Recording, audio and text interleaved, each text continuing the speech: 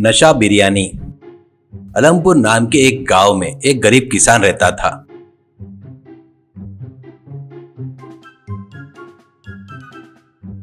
उसके 4 बेटे थे। सबसे छोटे का नाम किट्टू था। किट्टू को दुनियादारी की समझ नहीं थी, ऊपर से वो फुर्तीला भी नहीं था। जब बाकी सब अपने पिता की मदद करते तो वो कोई भी काम ठीक से नहीं करता था। एक दिन जब खेत पर सबको खाना परोस रहा था तो उसके हाथ से बर्तन फिसलकर गिर गया। सारा खाना जमीन पर गिरा देखकर उसके पिताजी को बहुत गुस्सा आया। जी, तुम्हारा जैसे आलसी आदमी इस दुनिया में और कोई नहीं होगा। तुम्हें खाना खिलाना बेकार है। तुम किसी काम के नहीं हो, निकम्मे हो। मैंने पिछले जन्म में क्या पाप किए थे कि तुम मेरे बेटे के रूप में पैदा हुए। ऐसा कहकर उन्होंने उसे डांटा, जिससे किट्टू को बहुत गुस्सा आया। किट्टू, क्या मैंने जानबूझकर गिराया? तुम हमेशा ऐसे ही कहते रहते हो, हर बात पर डांटते रहते हो। अगर तुम्हें इतनी तकलीफ है तो मुझे तुम्हारे साथ रहने की जरूरत नहीं है। ऐसा कहकर गुस्से में वहीं पड़ी एक कंबल उठाई और चला गया। वो कहाँ जाना ये जाने बिना वो चलता रहा और एक अनिश्चित यात्रा पर निकल पड़ा।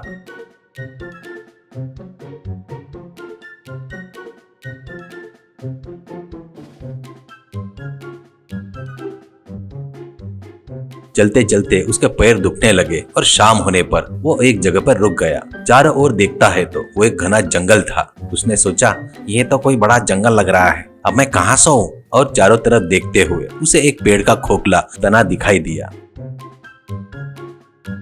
वो उस खोखले तने में चढ़ा और कंबल ओढ़कर सो गया। आधी रात के करीब उसे किसी आहट से नींद खुल गई। उसने धीरे से चेहरे पर का कंबल सरकाया और बाहर झांका।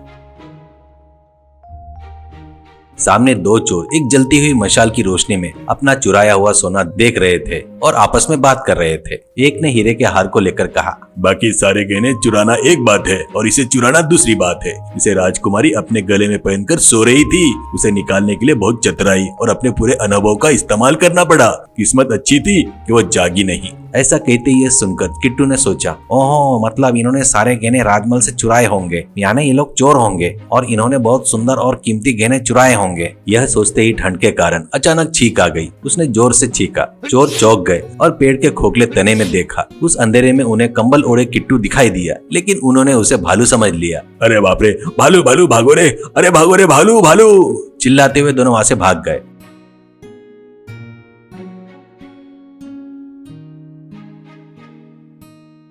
उसने चुराए हुए सारे गहने वहीं छूट गए। किट्टू ने पेड़ के खोखले तने से बाहर निकला और गहने को देखकर सोचा, बेचारे गहने खो जाने पर महाराज कितने दुखी हो रहे होंगे। अगर मैं इन्हें उन्हें वापस कर दूं तो बहुत खुश होंगे। ऐसा सोचकर उसने एक पोटली बांधी और चल पड़ा। कुछ दूर चल ही रहा था कि सुबह हो गई।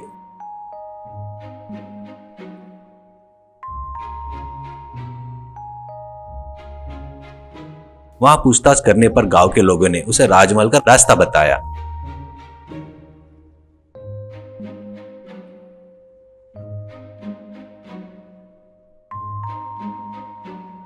वह चलता रहा और शाम होते होते महाराज के महल के पास पहुंच गया। उसने द्वारपाल से कहा, मुझे महाराज से मिलना है। कहते ही द्वारपाल ने उसे तिरछी नजर से देखा और कहा, अरे तुम्हें राजा से क्या काम है? वह तुम्हारे जैसे लोगों से नहीं मिलते। कहते ही किट्टू ने कहा, क्या राजा के घर में चोरी हुई थी? उसने कहा, हाँ हुई थी, तो क्या? कहते ही किट्टू, मैंने चुराया हुआ सोना वापस लाया हूँ, मुझे इसे वापस सौंपना है। कहते ही द्वारपाल घबराया, फिर संभला और वहां से गुजर रहे दूसरे सिपाही को अपनी जगह पर रुकने को कहा और किट्टू को अपने साथ ले गया।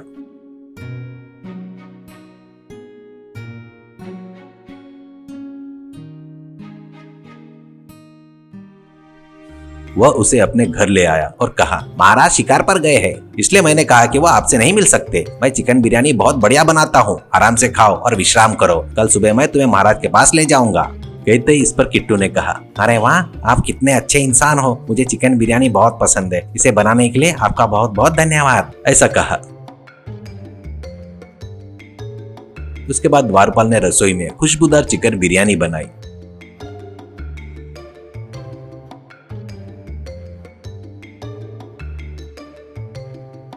फिर उसने 2 प्लेट में निकाला और एक प्लेट पर कोई नशीला पदार्थ छिड़क दिया।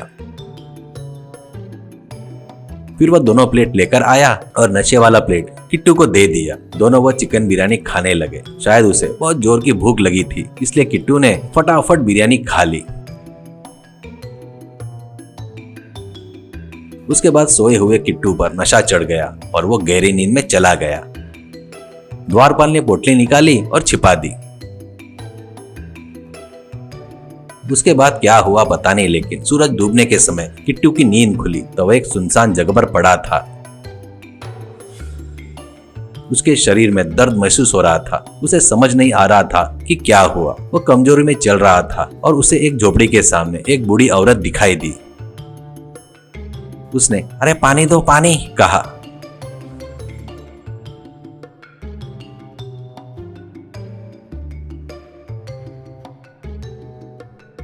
तो उस बुढ़िया ने पीने के लिए पानी दिया। पानी पीने के बाद उसने पूछा, कौन हो बेटा तुम? कहते ही किट्टू ने उसे सब कुछ बता दिया। उसे उस पर दया आ गई और उसने कहा, अरे बेचारा, दिखने में बहुत अच्छे लड़के लगते हो। तुम्हारे पिताजी तुम्हें डांटना सही नहीं था। वह दुनिया अच्छी नहीं है बेटा। मैं अकेले हूँ, मेरे पास रह जाओ बेटा। मैं तुम्हें अपना पोता मानकर अच्छी तरह से देखभाल करूंगी। ऐसा कहते ही किट्टू ने कहा, आपका ऐसा करना मेरे लिए बहुत खुशी की बात है दादी माँ। ठीक है, आज से तुम मेरी दादी माँ, मैं आपका पोता हूँ, ऐसा कहा।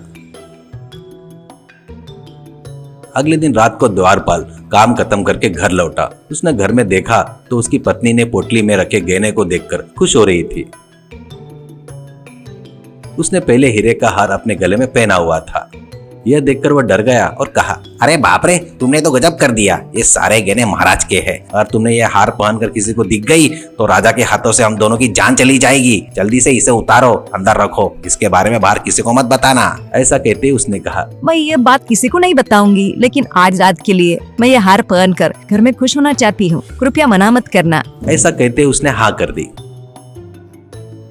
उसने वह हार पहनकर पूरी रात सोकर बिताई।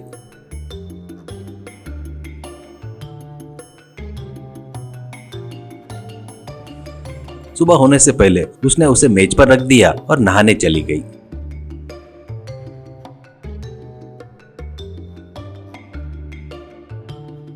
तभी पता नहीं कहां से एक कौवा घर में घुसा आया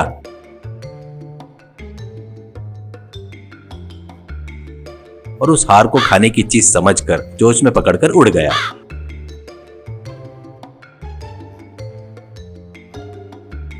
वह उड़ता रहा और बूढ़ी औरत की झोपड़ी पर उतरा।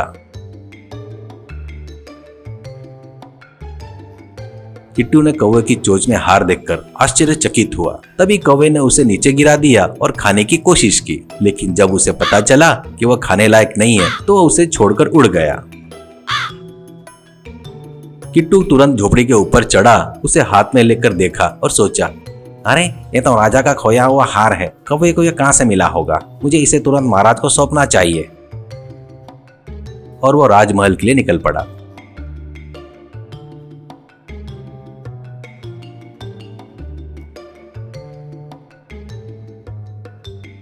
वहां उसे वही द्वारपाल मिला। उसने द्वारपाल से कहा, आपने कहा था कि राजा शिकार पर गए हैं। आपने कल वो सोना महाराज को सौंप दिया होगा ना? तो फिर वो हार कौवे को कैसे मिला? इसका मतलब ये है कि वो सोना अभी तक महाराज तक पहुंचा नहीं है। ऐसा कहते ही घबराए हुए द्वारपाल ने किट्टू को ही चोर ठहराने की कोशिश की और अरे चोर चोर चोर चोर चिल्लाया। तुरंत राजा के सिपाही आए और किट्टू को पकड़ लिया। द्वारपाल ने कहा, यही है जिसने राजा के घर में चोरी की है। यह रहा हीरे का हार। बाकी के गहने कहाँ रखे हैं? इसे उगलवाओ। कहते ही सिपाही ने उसे पकड़ लिया और महाराज के सामने ले गए। द्वारपाल ने कहा, महाराज यही चोर है जिसने आपके गहने चुराए हैं। यह उनमें से एक लेकर आया है, बाकी कहाँ छिपा के रखे पता नहीं। कहते ही महाराज ने कहा, एक चोर अपना चुराया हुआ सामान क्यों वापस लाएगा? मुझे इस मामले में कुछ संदेह है। क्या हुआ सब विस्तार से बताओ। कहते ही किट्टू ने महाराज को प्रणाम किया और जो कुछ भी हुआ था सब कुछ साफ साफ ढंग से समझा दिया। तब महाराज को किट्टू की बातों पर विश्वास हो गया और द्वारपाली चोर होने का पता चला। महाराज ने कहा, सिपाहियों तुम तुरंत जाओ और उस द्वारपाल के घर की तलाशी लेकर आओ। अगर मेरे गहने वहां मिले तो उन्हें तुरंत लेकर आओ। ऐसा कहते ही सिपाही जाकर द्वारपाल के पूरे घर की तलाशी ली। अंत में उन्हें एक जगह पर गहने की पोटली मिल गई। वो उसे लेकर महाराज को दे दिए। उन्होंने पोटली देखा तो सारे खोए हुए गहने मौजूद थे। उन्होंने कहा, चीची, एक द्वारपाल होकर महाराज की संपत्ति चुराने की कोशिश करते हो। तुम जैसे लोग असली चोर से ज्यादा खतरनाक हो। अगर ऐसे लोगों को सजा ना दी जाए तो समाज में अपराध बढ़ जाएंगे। सिपाहियों, इसे कड़ी कारावास की सजा दो। इस प्रकार द्वारपाल जेल चला गया।